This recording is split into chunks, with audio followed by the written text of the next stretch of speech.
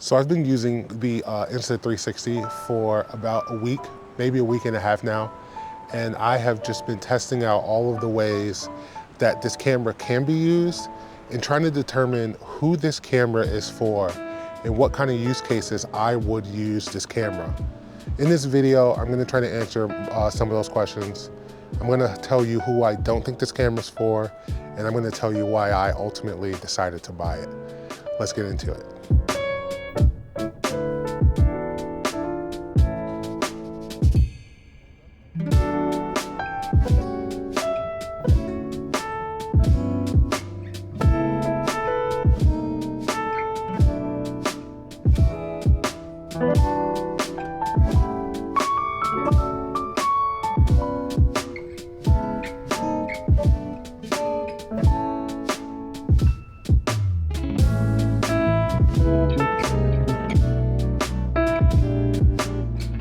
Hey, welcome back to another video. I'm Jamil, this is a boy named Jamil, and thanks for being here.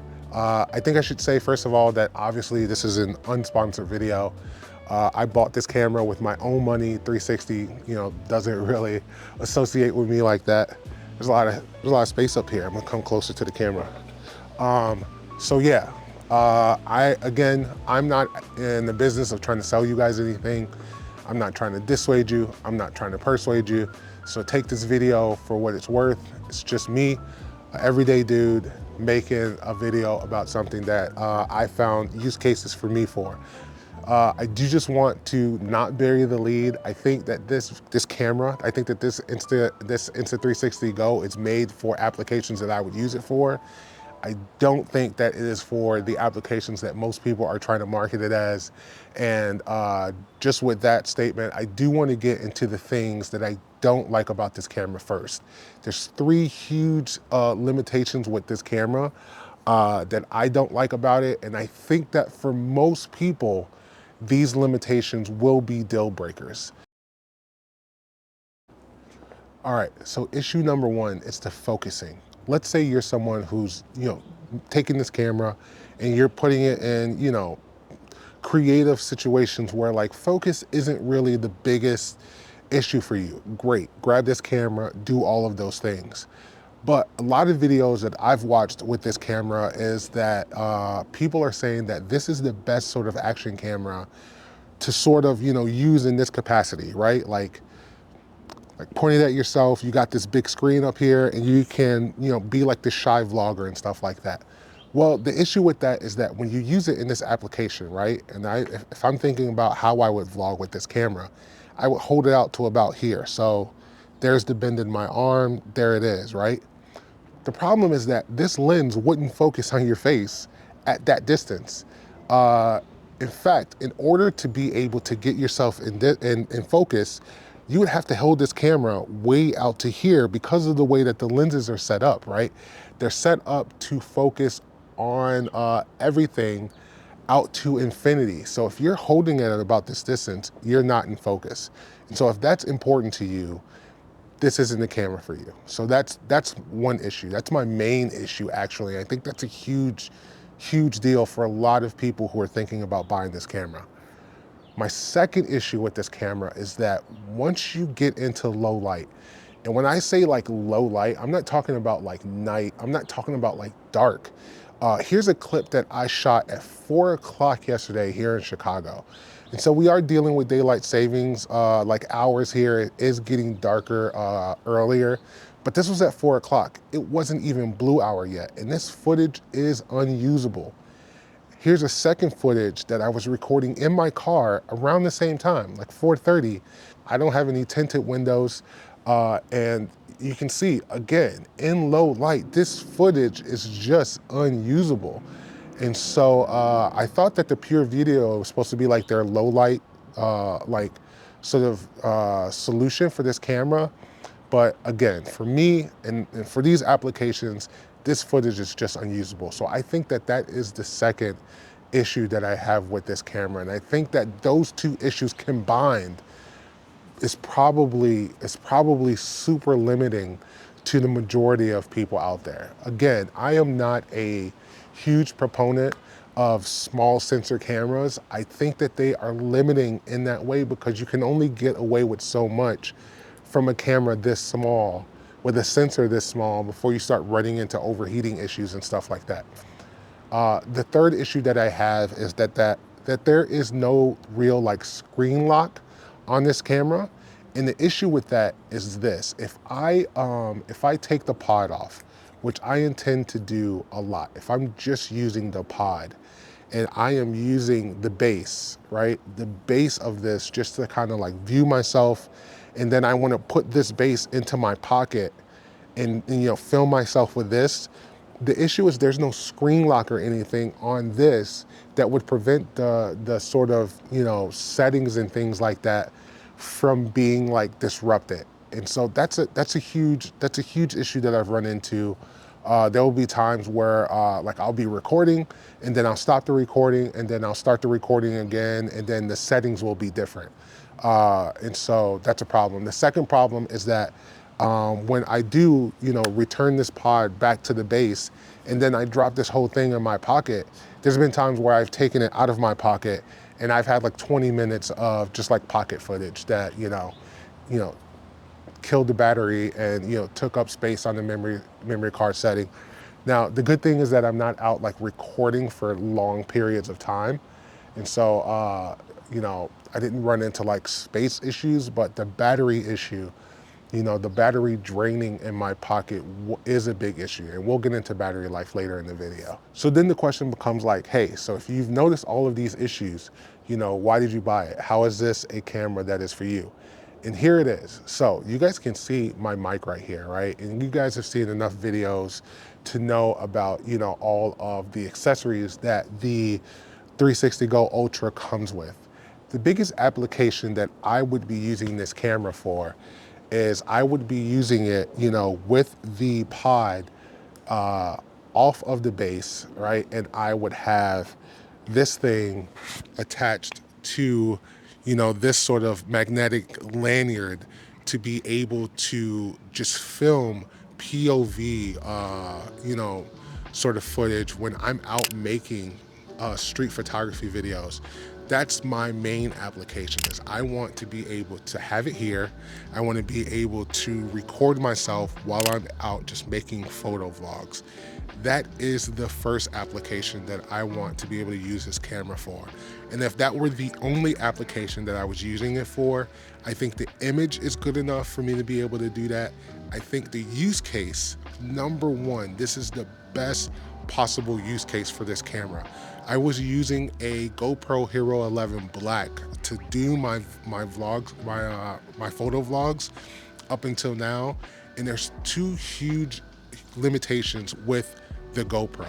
The first one is that I had to wear a big, huge chesty harness in order to be able to use the GoPro. And one, it screams attention, right? When you got that big harness on your chest. Secondly, getting that thing on took more time than just pulling this thing off of the dock and magnetically, you know, placing it on the lanyard. And then secondly, you know, this one is a lot more inconspicuous than the GoPro, right? As opposed to having this whole thing, you know, in the middle of my chest, you know, I could just take this off and then be able to use it in that case. Man, the sun is really killing this video, but I hope it still looks good. I actually like this image. Anyway, secondly, I could never see, you know, what I was filming, right? Once I had that thing like on my chest, once I had that GoPro on my chest, that was it. I hit record. I had to trust that it was recording. I had to trust that it was seeing what I wanted it to see. You know what I mean? Like I could never be able to just view what the GoPro was viewing. But with this, right, if I have the pod on my chest, I can kind of keep this in my offhand and I can have my camera in this hand and I can always see what the camera is seeing, especially in situations when I'm kneeling down. That was the biggest limitation of the GoPro Hero 11, is that when I kneeled down, it changed you know, the field of view or the perspective of, you know, what it was that I was trying to take pictures of. In some cases, it would literally just be like recording my shoe. And so that was a huge problem. And so being able to just have this on my chest with the lanyard, you know, fixes that problem. The second use case that I have for this is that I can put this on something magnetically, walk away from it, and be the star of my own videos. That is the biggest issue that I have as a solo creator. It's that if I want to put the camera down and walk away from it, you know, I don't know what's in focus. I don't know if I'm in the shot. I don't know what's happening on the camera when I'm away from it. One of the solutions that I thought about was getting like a video transmitter for my big camera, but that introduces two main problems. One is I would have to walk away from my big camera. Again, I don't think that Chicago is as bad as a lot of people make it out to be, but listen, if you leave your camera somewhere, someone's gonna steal it. And I think about my camera being stolen all the time. And so I never wanna walk away from this camera. Secondly, what's up, bud? Secondly, video transmitters are so expensive, so expensive. And this is one of the issues that people were talking about with this camera, is that people thought that this camera was overpriced for what it is. Listen, for the application, for me to be able to set this camera up, walk away from it, and still get myself in the shot, not worry about someone swiping it, being able to see myself on this screen, worth the price just for that application alone. And so those two applications alone were worth the price of this camera. And so that's why I say, like, this camera is for the applications that I would use it for. POV photo vlogs, being able to set it up and record myself, you know, away from the camera. Just all the magnets, that's another thing that a lot of people haven't talked about, is that not only is this part of the camera, this small part of the camera magnetic, but the housing is also magnetic. And so even if there's a situation where I needed to recharge the battery on this little pod and I had to put it back in the housing is still magnetic also. So I would still be able to, you know, magnetically place it somewhere. If you go on the internet and you enter, 360 Go, what you will sort of run into is a lot of comparisons to the Nano. And there's three real reasons why I didn't buy the Nano and I bought this one. And this is not a comparison between this and the Nano. I feel like you already kind of have your mind made up, especially if you're someone where price is really important to you. You've already made up your mind. But here's the thing. Here's the biggest talking point I think people are talking about, is that Insta360 Go made, this little pod too big, and so that it's not like inconspicuous anymore. I want to show you guys some stuff, some like little technology things. All right, so this is a 50 millimeter lens by Viltrox, right? So this is a 50 millimeter. And you're probably thinking like, oh, that's not that small. This is the 50 millimeter by Sony. This is my favorite 50 millimeter. And so that's the size difference there. All right, so there's a 50 millimeter, all right? Here is a tiny little flash by Godox that they sent me. I don't really know why they sent me a Godox flash. They sent it to me, and then after I said yes, because I thought like, oh, it's a cool thing to have, then they asked me to make a video, and so I thought that was kind of scummy. Anyway. So again, that's a flash. So just for kind of comparison, this is the GoPro. So this is how big the GoPro is. And the thing about the GoPro is that this is the size that it is. It doesn't do anything else, all right? So that's really important, all right? That's really important. And so I am sort of gonna shift these over, because the next thing that I want to put on the table here is an ND filter that I use for this 50 millimeter. So this is the ND filter that I use for the 50 millimeter. This is the ND filter that I use for my other 50 millimeter. So you can see how big that is. And then here is a lens cap. All right, so we're kind of going from bigger to smaller, because I do just want to illustrate just how small this Insta360 pod is, here is the face of my my watch, my Samsung Ultra, my Samsung Galaxy, no, what is it called? It's called the Samsung Galaxy Watch Ultra. All right, so this is the watch face, all right? And then here is the Insta360 pod. All right, so let's take all of this stuff off, all right, for comparison. And then I want you guys to just realize just how small this thing is. This is my watch face, okay, and this is the camera. And so when people are saying like, oh, you know, it's not conspicuous anymore, this is a tiny little camera, especially when you sort of realize like what the camera can do, then you really start to think like, oh, that's a tiny little camera. And so one of the things that was important to me, and it's sort of the biggest reason that I didn't buy the Nano, is that I want to be able to do this. Like, this is probably the most important thing when thinking about Nano or Ultra. Like, this is really good.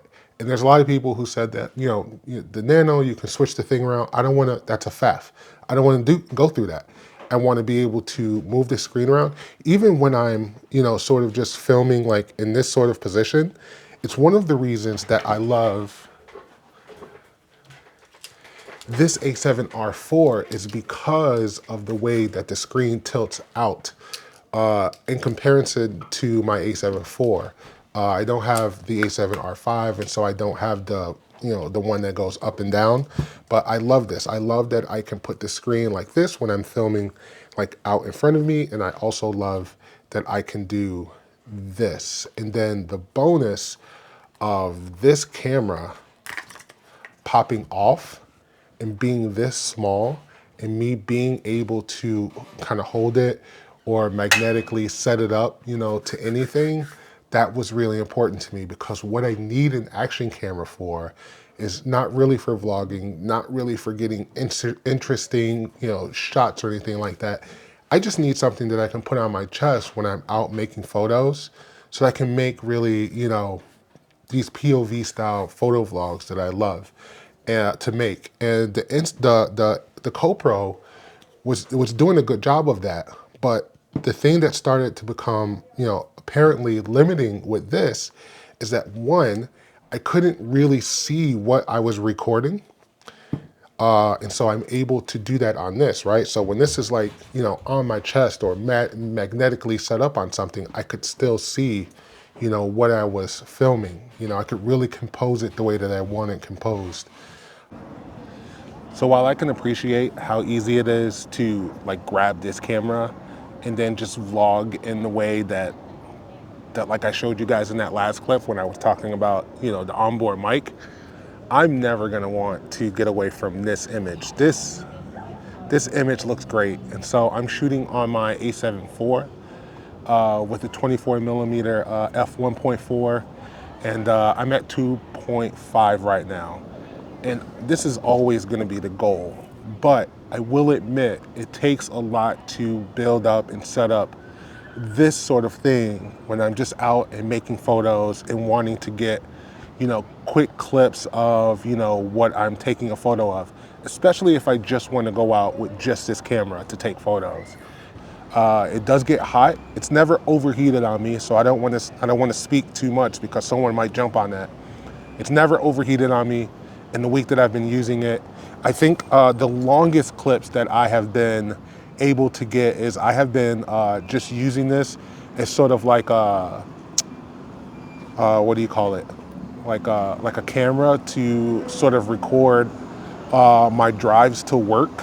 And so I've been running it at 4K, you know, 24 frames per second for 45 minutes at a time, never overheat it. So, I mean, it's an okay camera if I use it for what I want to use it for. And some people are saying that maybe it's too expensive for what it does.